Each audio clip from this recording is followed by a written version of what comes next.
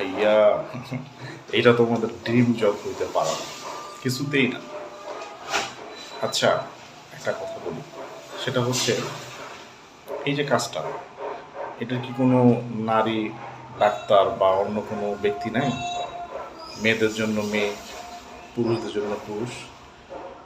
একজন মুসলিম নারী কি পারবে এগুলা করতে, এইভাবে ট্রিটমেন্ট নিতে? বলেন। সব হাতায় মাথায় ছেড়ে দিতেছে, আর যে একটা অবস্থা, দেখে তো মনে হচ্ছে অন্য কিছু। আর আমার কিছু দুষ্ট ভাই ব্রাদার আছে, তোমার তো আবার ড্রিম জব এইটা, তাই না? তো বিষয়টা হচ্ছে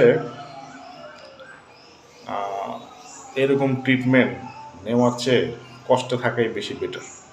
এটা কোনো ট্রিটমেন্ট হইতে পারে না, সম্পূর্ণ অশ্লীল অঙ্গভঙ্গি।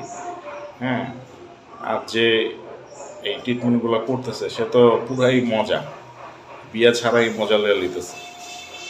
ঠিক আছে, তো যাই হোক, এই ধরনের ট্রিটমেন্ট সম্ভবত ভারতে দেওয়া হচ্ছে।